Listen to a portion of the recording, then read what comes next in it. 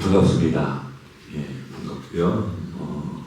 처음으로 이 자리에 같이 섰는데 진영수 변호사님과 오해무회교회를 뵈게 되고 또 이 자리에서 말씀을 선포할 수 있게 된 거 하나님의 은혜라고 생각합니다. 앞으로도 하나님의 은혜가 우리와 함께 계속 같이 하기를 간절히 바랍니다.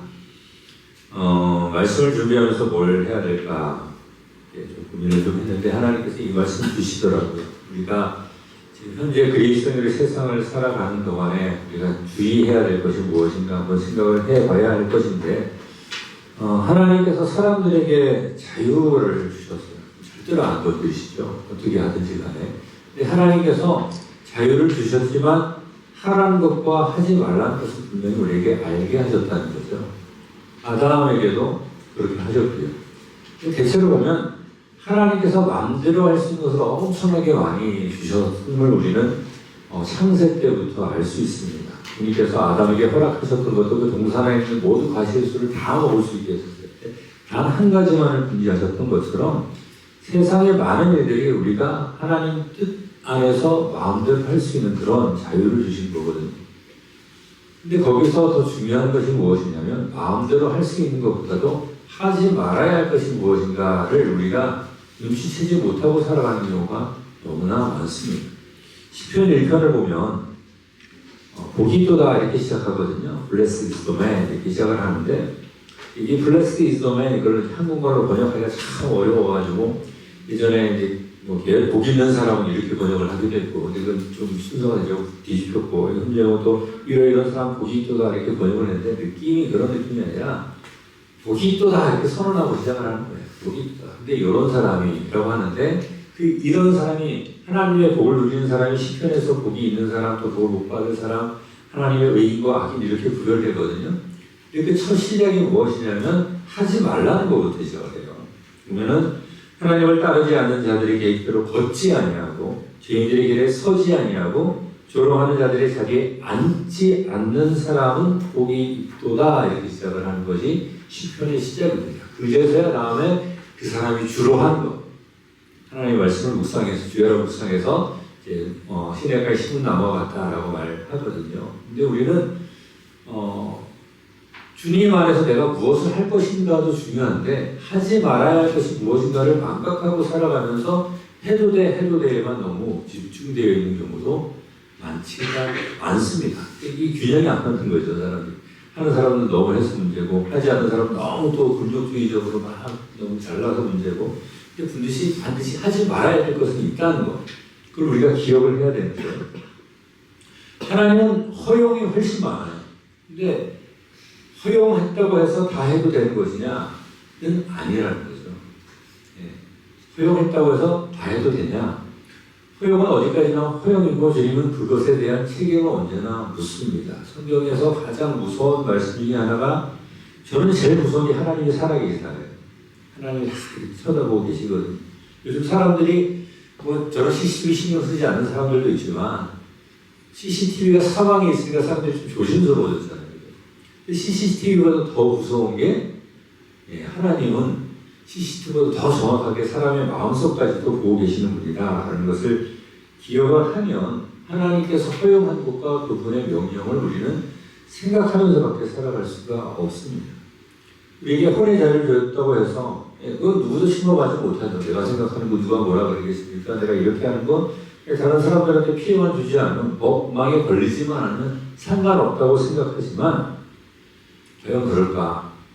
유다서가 쓰여진 배경을 우리가 잘 이해를 한번 먼저 해보면 유다서는 교회에 쓴 편지입니다. 이미 구원받은 사람들. 그리고 이 유다는 무엇을 처음에 쓰려고 했냐면 읽어보면 알겠지만 공통으로 받은 구원에 대해서 말하려고 했어요. 우리는 다 공통으로 구원받은 사람들이고 믿음으로 구원받은 사람이라고 쓰려고 했는데 3절을 한번 읽어보면 이렇게 있어요.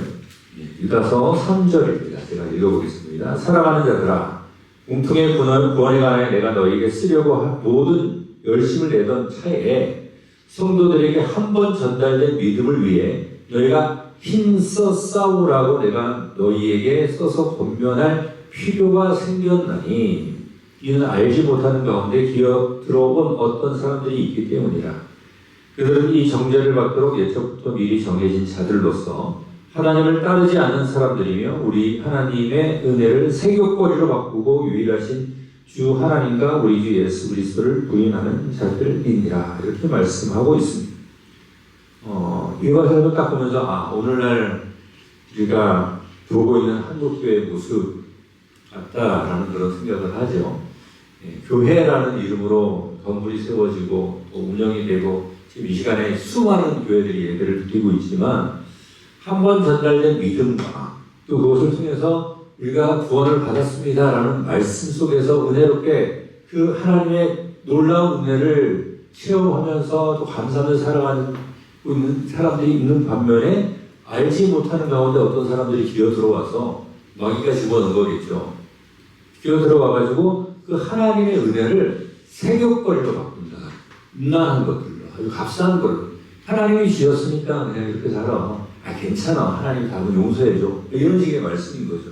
근데 그게 아니라는 거예요. 뭐라면 믿음을 해서 어떻게 하라고 그랬습니까?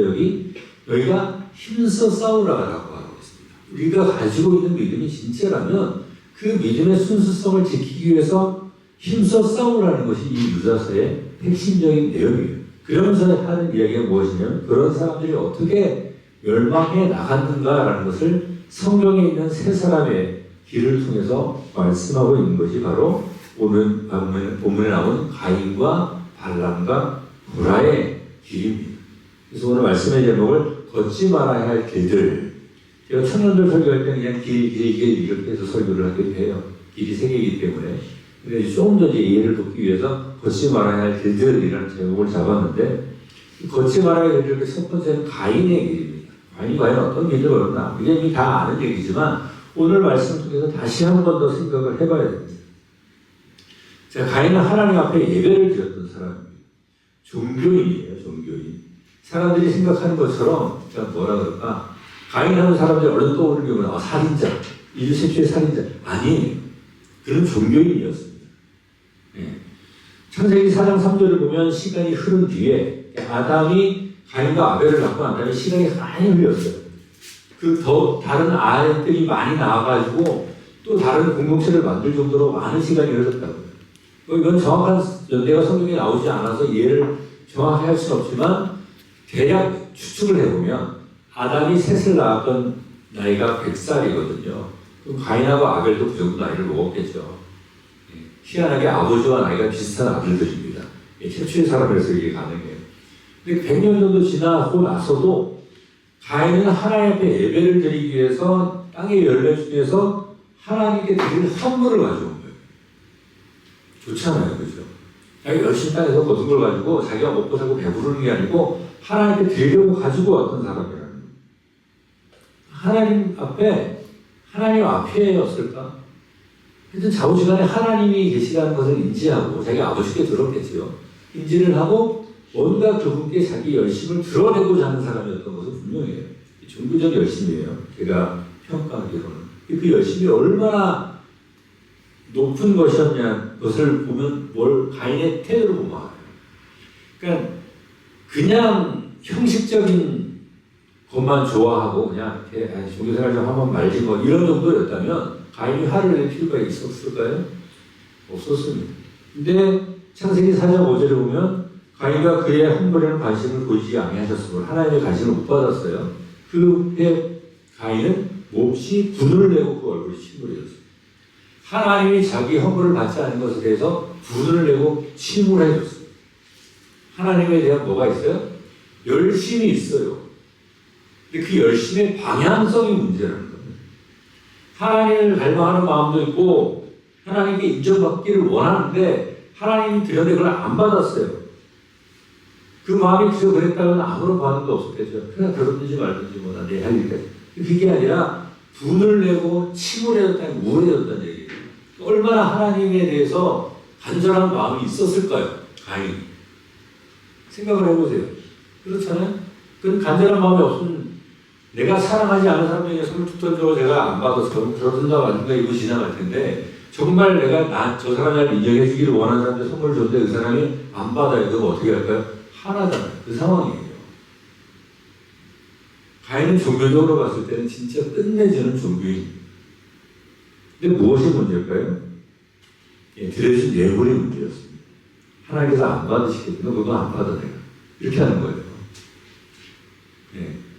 근데 여기서 신학적 논쟁이 나오는데 그게 중요한 게 아니에요. 그보다 중요한 게 뭐냐면 가인의 그 의도가 문제입니다. 드려진 것이 열매든 뭐 양이든 자우지는 하나님이 안 받으셨으면 왜 안 받으셨을까를 자기가 고민을 하면서 하나님께 드려질 만한 것으로 바꿔야 되는데 그럴 마음이 없습니다. 가인이 받죠? 자기 예물을 받지 않은 하나님. 그런데 아벨의 예물을 받으셨어요. 궁금하잖아요. 하나님께서 아벨을 왜 받고 나는 안 받으셨는지. 그래서 가만히 있었느냐? 아벨하고 대화를 합니다. 자, 대화를 합니다. 창세기 4장 8절을 보면 이렇게 기록이 되어 있습니다. 4장 8절을 제가 읽어보겠습니다. 가인이 자기 동생 아벨과 이야기하더니 그냥 고한 정도가 아닌 대화를 했어요. 4장 8절을 보면 그 뒤에 그들이 들에 있을 때에 가인이 자기 동생 아벨을 대접하여 그를 죽이니라. 그 전에 그냥 받지만 않았을 때 가만히 있다가 아벨과 대화를 하고 나서 죽였어요. 왜 그랬을까요? 자기 생각하고 안 맞아요. 자기가 더 의로운 겁니다. 시편 51편 17절을 보면 하나님께서 구하시는 제 희생물은 상한 영이라고 그랬습니다. 우리가 온전해서 하나님 앞에 나가는 게 아니라 부족해서 내가 뭔가 안 되기 때문에 그 상한 마음을 가지고 하나님께서 레위기에 보면 이렇게 제사 드리라 저렇게 제사 드리라 했거든요. 그 제사 형식대로 완전하게 드린다고 하나님께서 받으셨을까요? 아니거든요. 그 구약에 보면 얘기가 뭐냐면 너희들이 나에게 헌물을 드리지만 하나님께서 안 받겠다는 겁니다. 왜? 겉으로는 하나님 제사한다고 하면서 마음이 없기 때문에 상한 마음, 상한 영을 가지고 주님 앞에 나와야지 하나님께서 그것을 받으시고 그 예물이 의미가 있거든요. 그 예물이 무엇입니까? 피 흘림이에요. 왜 피 흘림이냐? 시편 9편 22절에 보면 이렇게 기록되어 있습니다. 히브리서 9장 22절입니다. 히브리서 9장 22절을 함께 찾아서 함께 읽어보겠습니다. 히브리서 9장 22절 말씀.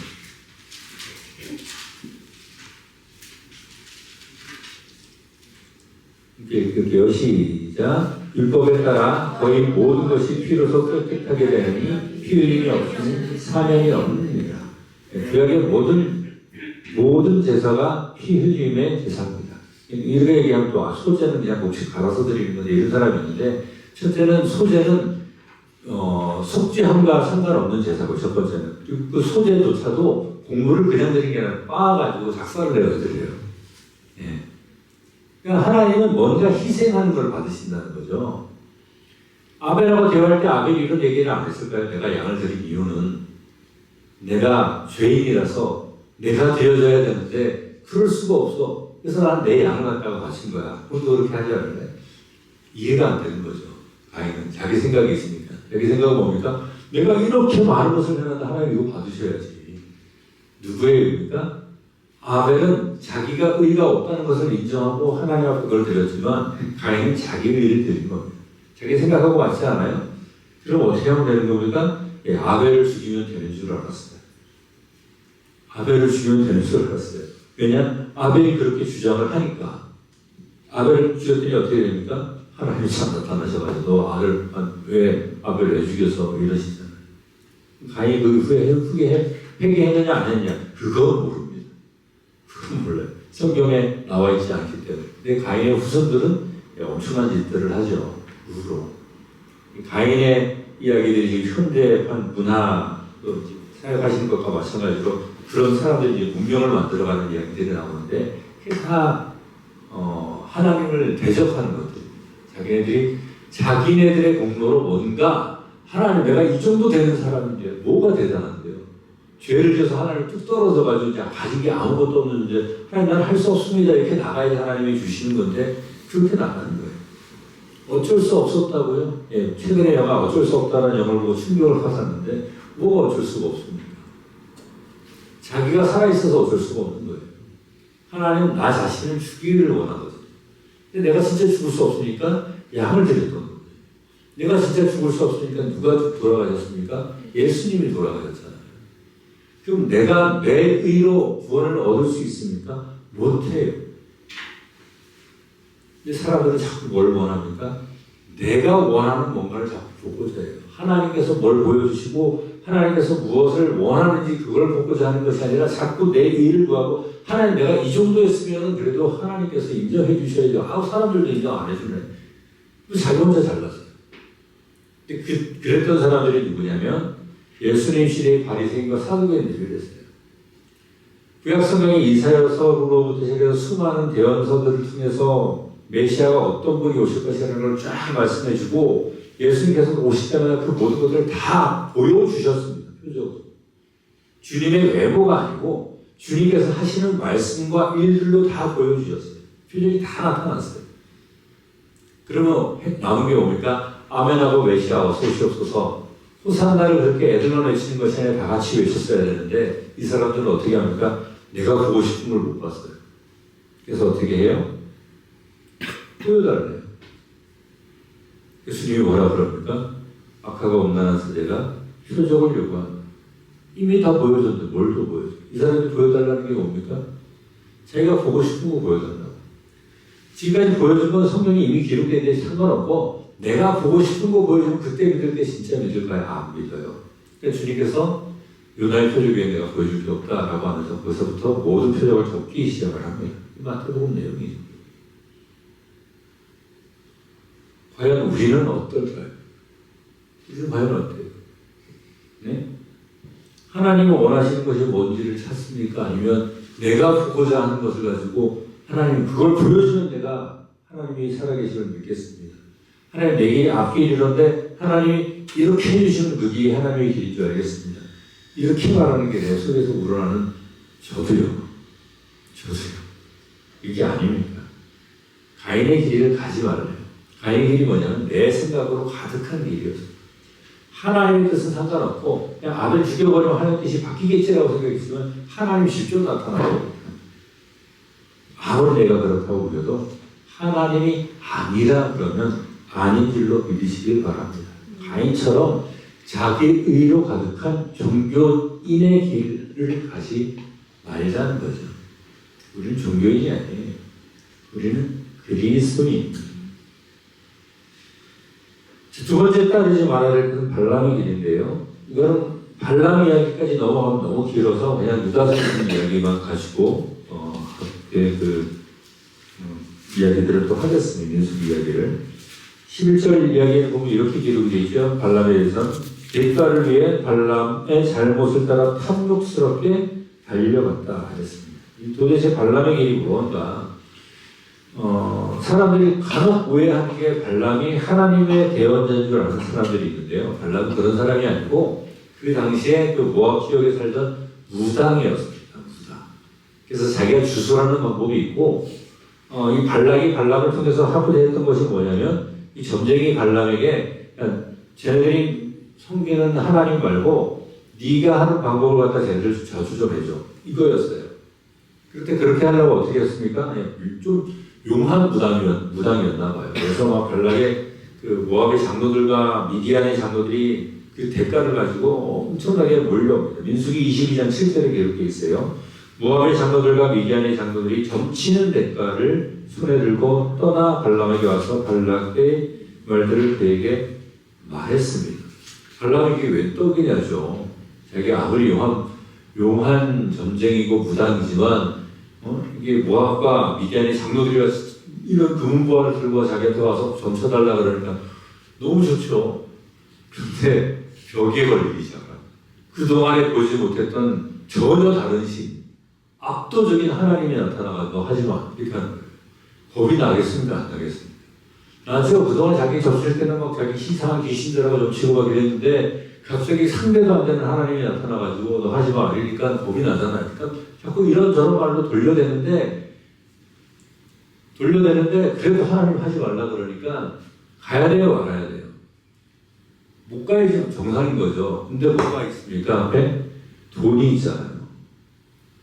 하나님은 가지 말라 하는데 이 돈은 보이고 어떻게든 자기 정당화를 계속합니다. 어떻게 나귀를 타고 가는데 하나님이 진짜 안 되겠으니까 어떻게 합니까? 양옆이 꽉 막힌 데서 나귀를 갖다가 양쪽 밖으로 막 긁어버리는 거예요. 나귀면에 뭐가 보이냐면 하나님이 보이는 거예요.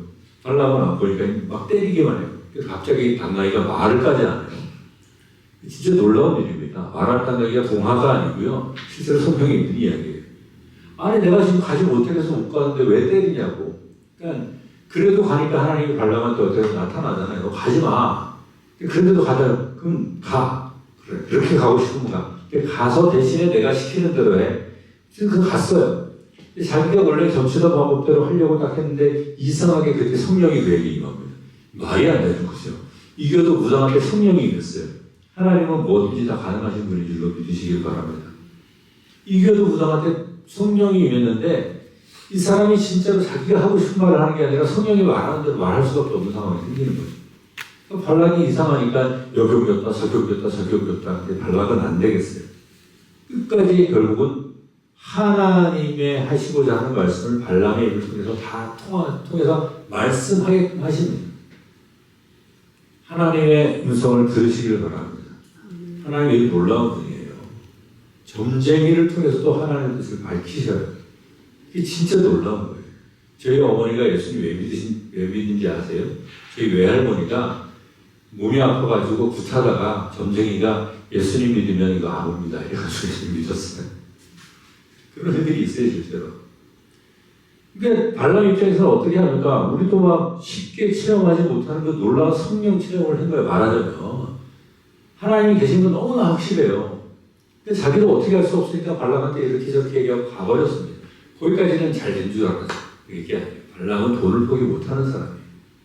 딱 보니까 아, 쟤네 잘 꼬들겨가지고 그냥 스스로 넘어지게 하면 되겠구나 하고 싶어가지고 우상 숭배자 여자들을 잔뜩 이스라엘로 보내버립니다. 남자들이 눈까지 휘어가지고 그냥 나오잖아요. 그냥 엄청 지저분한 거 나옵니다. 민수기에 보면. 나중에 이제 비나스가 일어서 사고 찔러 죽여면서 이렇게 딱 뭉쳤는데 불 세골에서 그거예요. 발람의 길은 뭐냐면 하나님의 뜻이 무엇인지 분명히 알게 되었고 심지어 그것을 자기 입으로 얘기하게 되었고 하나님이 어떤 분이신지까지도 아는데 돈 때문에 그걸 못 받아들여요. 겉으로는 그런 척 하는 거죠. 척 하는 거죠. 겉으로 하나님의 음성을 전했고 하나님께 순종한 척 했습니다. 뒤로는 다 빼돌려가지고 굴러가지고 여기 배가 이렇게 하면 이렇게 무너지니까 돈 다 내놔. 돈 다 받아갔어요. 부자가 됐어요. 그런데 하나님께서 죽여버립니다. 그게 발람의 길이었어요. 하나님은 다 아시는 분입니다. 진짜인지 가짜인지, 척하는 건지 아닌지. 우리 많은 사람들이 말로 하는 것을 하나님 앞에 인정했다라고 생각하는 사람들이 종종 있습니다. 말로 하나님 맞아요. 속으로 다른 생각해요. 하나님 제가 죄인입니다. 다신 그러지 않겠습니다. 속으로 다른 생각해요. 하나님 모르시는 줄 아십니까? 다 알아요. 다 알아요. 내가 진짜 이 안에서 내 육체의 소욕과 싸우면서 정말 간절하게 하나님 저는 너무 연약합니다. 죄인입니다.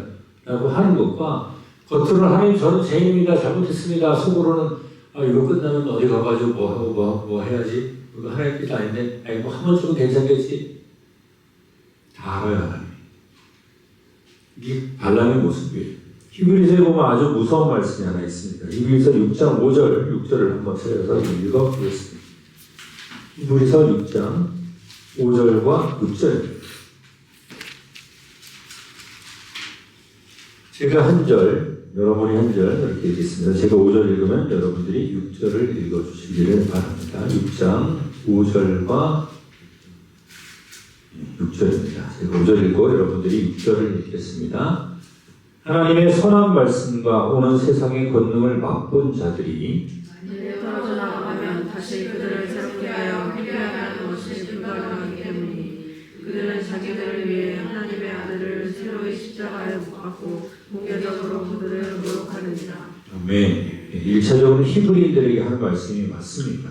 근데 적용점이 히브리인들에게만 적용되는 적용점이 절대로 아니에요. 그래서 무슨 이야기냐면 하나님을 말로 믿는다고 말하는 것이 믿는 게 아니라는 거예요. 여기서 뭐라고 이야기하냐면 히브리서는 믿음을 엄청 강조하고 야고보서도 믿음을 엄청 강조합니다. 그 믿음이 정체가 무엇인지를 확실하게 이제 보여주는 게 히브리서 야고보서 말씀인데 오늘날 사람들이 믿음에 대해서 많이 오해를 하거든요. 내가 예수님 믿습니다. 말로 고백하고 영적 기도문 쫙 써있는 거 따라하면 네, 당신은 구원받았습니다. 진짜일까요? 영적 기도문 따라하면 구원받았어요? 저도 그걸로 많이 전도해봤는데 진짜요? 그냥 따라하는 걸로 되나 이게? 하나님의 은혜를 알겠어요. 예, 발람이 그랬어요. 알겠어요. 하나님 계신 거 알겠어요. 맛을 봤어요. 맛만 봤어요. 맛있구나. 안 먹어요. 한 번에 찍어서 이렇게 먹고는 맛있겠는데 근데 나 이거 먹으면 이상해질 것 같아. 안 먹어요. 그럼 됩니까? 하나님은 맛도 보고 알기를 원하십니다. 시편 34편 8절에 보면 시편 34편 8절입니다. 제가 읽어드릴게요. 오 주께서 선하신 것을 맛보고 알지어다. 그분을 신뢰하는 사람은 복이 있도다. 이게 믿음의 단계입니다. 맛을 보았으면 그 다음에 어떻게 돼? 알아야 돼. 그럼 알게 되면 어떻게 됩니까? 신뢰하게 돼 있습니다. 이게 순서예요. 맛만 보고 됐어. 이러면 그거는 믿음이 아니에요. 막 보고 하나님 계시네. 좋다야. 내가 세상에서 마음속에 살게 그냥 좀 여기 냅두고 다음에 또 맛보러 올게. 이게 아니라 맛보면 알아야 돼. 이 알다가 뭐냐면 저 유재석을 압니다. 진짜 알아요? 아니요. 유재석을 안다고 얘기하려면 그 사람하고 관계를 맺고 있어야 돼요. 하나님의 말씀을 맛보 알려면 하나님의 말씀과 어떻게 해야 된다고요? 관계를 맺고 있어야 돼요. 내가 살아가는 모든 삶의 한 구석구석에 하나님의 말씀이 곳곳에 같이 있어야지 그것이 하나님을 아는 겁니다. 그냥 주일날 와서 말씀 듣고 아멘 하고 세상 속에서 일주일 동안 자기 마음대로 살아가고 주일날 와가지고 하나님 죄 지었습니다. 잘못 살았습니다. 일주일 동안 그리고 세상 가서 내 마음대로 살고 그건 아는 게 아니에요. 아는 게 아니에요. know라는 단어를 쓰는데 예수님은 죄를 모르십니다. 근데 모르신다는 게 죄가 뭔지 모른다는 얘기일까요? 여기 know란 말이 되어 있어요. 죄랑 관련이 없으시다는 얘기예요. 하나님의 말씀을 맛보아 알려면 하나님의 말씀과 관계를 맺어야 돼요. 탐욕 때문에 이것을 자꾸 옆에 둬요. 하나님 구원하셨다면서요. 그렇게 안 살래요. 구원하셨다면서요. 안 살래요. 이런 사람들 엄청 많습니다. 이게 발람의 길이에요. 탐욕 때문에. 하나님을 경험했으면 주님을 알고 그분을 신뢰하는 삶을 살아가기를 바랍니다. 그분을 사랑하기를 바랍니다. 마지막 고라라는 사람인데요. 고라의 반역 가운데서 멸망하였다 했습니다. 고라 진짜 무서운 사람. 여기 세 사람의 공통점이 뭐냐면 세 사람 다 종교인이라는 거예요. 종교인. 가인도 종교인이었고요. 발람은 점쟁이였지만 좌우지간 하나님의 능력을 행했었고 고라는 레위 지파의 지도자였습니다. 아주 명망 있는 지도자였고 모세만큼이나 파워가 있었기 때문에 이런 일을 할 수 있는 사람이었습니다. 그런데 어떻게 하느냐? 일어나요. 모세한테 반역하려고. 당을 지어가지고. 그를 따르는 사람들이 엄청나게 많을 정도로 그 사람들도 역시 유력한 사람들이에요. 고라가 하는 말이 그럴듯하게 들렸을까요? 안 들렸을까요? 그럴듯하게 들리는 이야기였어요. 모세가 고라의 말을 가만히 들어보면 모세가 하는 모든 일이 마치 모세의 독재처럼 여겨지도록 그렇게 들리게 만들었습니다. 말로 사람들을 구워 살는 거죠. 근데 하나님의 판단은 모세 쪽이었어요? 고라 쪽이었어요? 모세였잖아요. 그죠? 뭐가 달랐을까요? 사람들이 인지하는 것과 하나님이 인지하는 것이 전혀 다르다는 겁니다. 모세의 태도와 고라의 태도의 차이를 우리가 여기서 한번 살펴보면 알 수가 있는데요. 모세는 하나님께서 인정하신 지도자이기 때문에 하나님의 말씀으로 다 권위를 세웠습니다. 고라가 그렇게 해가지고 올라왔을 때 너 뭐야? 내가 지도자야 너 꺼져 이러지 않았어요. 그 순간에 고라가 왔을 때 하나님 앞에 엎드렸습니다. 모세는 하나님 앞에 엎드렸어요. 이렇게 되는데 어떻게 해야 될까요? 그때 하나님의 음성을 듣고 하나님께 나한테 이렇게 얘기하니까 한번 해보자. 내가 진짜 내가 살아남은 거 얘들이 진짜 이렇게 살아남을 거 아니야. 고라는 하나님을 믿지도 않는 사람이었던 거죠. 말만 그렇게 했던 거죠.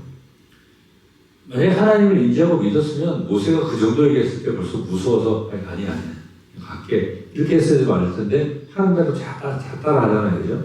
하나님의 판단은 무엇이었습니까? 고라와 고라를 따랐던 모든 지도자들은 거기서 불을 타서 죽습니다. 하나님 불로 다 태워버립니다. 그리고 성경에서 제일 무서운 장면이 나오는데 고라의 그 반역에 동참했던 모든 사람들이 땅이 갈라져가지고 생매장을 됐어요. 성경에 나오는 그대로예요. 어디까지 떨어진지는 모르겠습니다. 이게 엄청난 일이거든요. 근데 누구는 거기에 가담하느냐? 참 희한하게도 고라의 아들들은 고라를 닮지 않았습니다. 고라의 아들들은 거기서부터 나왔습니다. 하나님은 질서의 하나님이에요. 그리고 하나님은 하나님의 질서를 세우는데 하나님의 말씀의 권위로 세워요.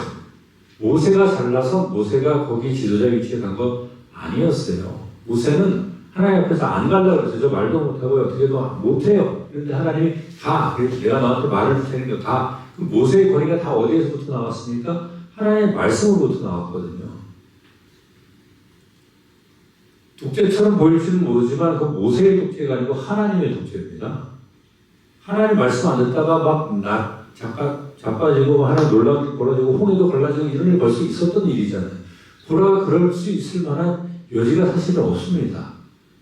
고라는 하나님 말씀 자기가 들은 적이 없고 하나님 모세를 통해서 말씀하셨던 것이 일어났던 일을 보면 모세가 하나님과 함께하는 사람이구나 라는 것을 인지하고 자기는 겸손하게 자기가 앞서고 싶고 자기도 레이십하고 뭐 이래도 그냥 모세 밑에서 근데 지위가 없었던 것도 아니잖아요. 더 높아지고 싶었던 마귀하고 똑같아요. 사람의 말로 내 생각으로 그럴듯하게 사람들 선동해가지고 아니요. 하나님은 그런 사람 내버려 두지 않습니다. 그리스도인은 하나님의 질서에 순종하는 사람이 되어야 합니다. 모세는 자기 스스로 높이려고 했던 게 아니라 하나님께서 그분의 말씀으로 모세 위치를 주셨어요. 모세는 고라가 왔을 때도 자기 스스로를 엎어졌습니다. 하나님 앞에. 모르니까 자기가 알 수 없으니까 하나님이 뭔지 모르니까. 이제 고라는 어떻게 합니까?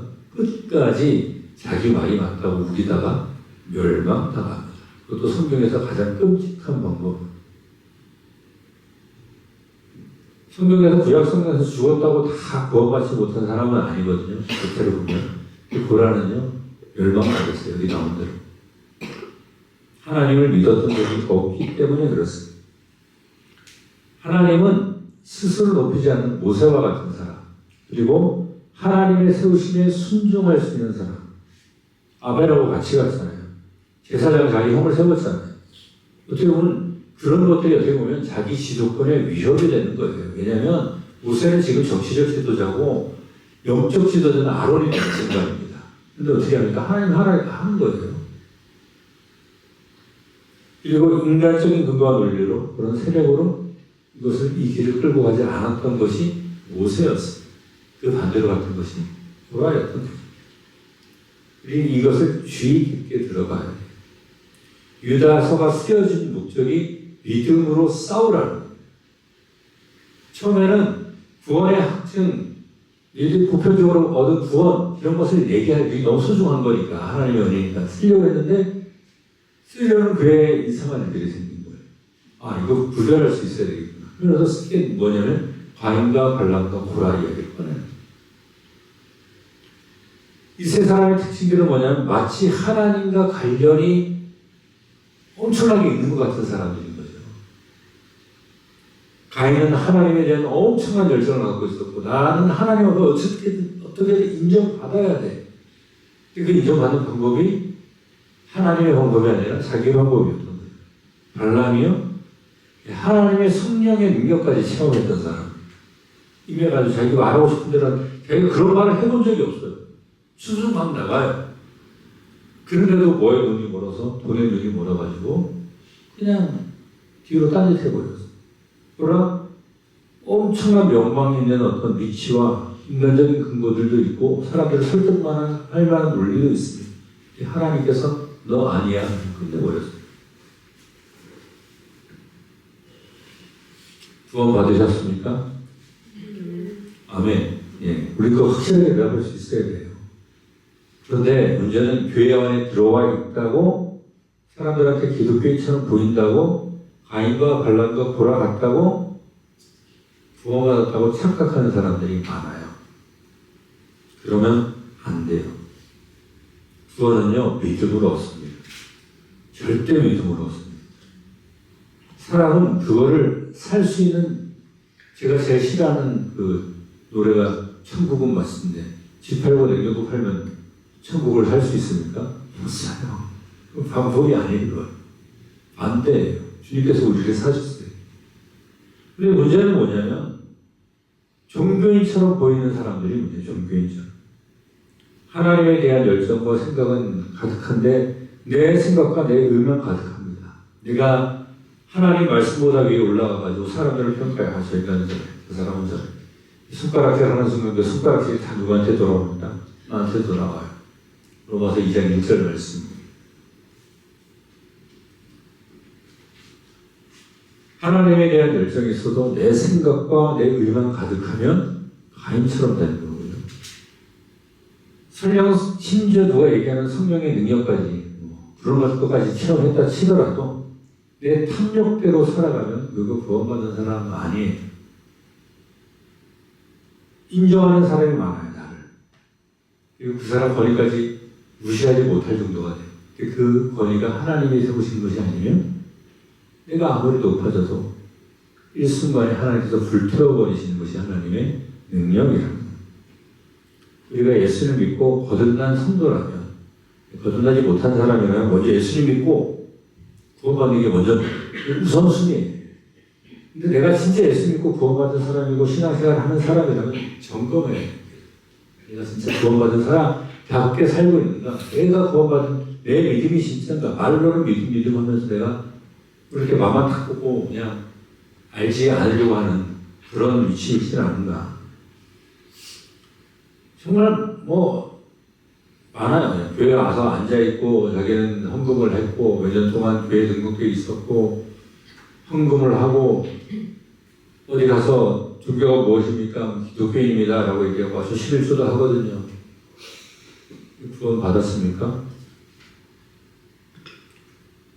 안 받은 사람 많을걸요. 구원 받았습니까? 교회에 나와서 앉아있다고 구원 받는 게 아니고 제가 언제나 얘기하는 거지만 예수를 믿어야 구원 받습니다. 예수를 믿는 게 뭔데요? 예수를 믿어야 구원 받는다 쉽게 생각되잖아요. 그죠? 그 믿음이라는 게 나를 다 포기하는 거기 때문에 그래서 사람들이 예수를 못 믿어요. 우리 예수를 믿는다고 말하고 믿잖아요. 그러면 어떻게 해야 될까요? 이거 하지 말아야 돼요. 그럼 멸망받는 사람들이 하는 짓거리예요. 하지 말아야 돼요. 예수를 믿는다는 것 자체가 예수님을 신뢰하고 의지한다는 거기 때문에 주님께 모든 것의 중심은 예수님께 있어요. 그리고 그분의 말씀에 있게 돼 있어요. 그리스도의 예수 그리스도를 통하여서 하나님의 주권을 인정하면서 성령님의 능력, 내 능력이 아니라 그분의 능력을 의지해서 살아가는 것, 그것이 그리스도인이 걸어야 할 좁은, 진짜 좁습니다. 그게 진짜 좁아요. 그 좁은 길을 우리가 주님 오실 때까지 꾸준히 걸어가서 주님의 영광에 함께 동참할 수 있는 이 모든 성도들 되기를 주님의 이름으로 축원합니다. 기도하겠습니다. 하나님, 주님께서 우리에게 무한한 자유를 주셨지만 우리를 너무나 사랑하셔서 하지 말아야 할 것들을 주님께서 우리에게 말씀해 주셨는데 악인의 길로도 걷지도 말고 그들의 길에 서 있지도 말고 오만한 자의 자리도 앉지 않아야 하는 것이 주님께로부터 오는 복을 누리는 사람들의 특징임을 우리가 기억하게 하여 주시옵소서. 하나님께서 우리에게 주신 영혼의 자유 마음껏 누리며 살아가면서도 과연 하나님께서 우리에게 원하시는 것, 그리고 이 혼탁한 세상 속에서 우리가 하지 말아야 할 것이 무엇인지 분명히 기억하면서 어떠한 경우에도 가인처럼 자신의 의로, 발람처럼 탐욕의 눈이 멀어서 하나님 뜻이 아닌 걸 분명히 알면서 코라처럼 자신의 명예와 자신의 위치를 위해서 사람들에게 보이려고 그런 종교인 같은 삶을 산 것이 아니라 하나님 뜻 가운데서 예수 그리스도를 믿고 주님을 사랑하여 주님의 계명을 가지고 지키며 참 그리스도인으로 살아가는 주님의 제자들 될 수 있도록 인도하여 주시옵소서. 그것을 원하게도 하시고 행하게도 하시는 분이 우리 주 성령님을 우리가 알게 해주시고 나의 모든 의지와 나의 모든 자아를 주님께 내어놓고 성령님의 인도하심에 순종하며 주님이 가신 길로 동행하며 따라가는 주님의 제자들 되도록 인도하여 주시옵소서. 언제나 우리와 함께 하시는 믿고 예수 그리스도 이름으로 기도드립니다. 아멘.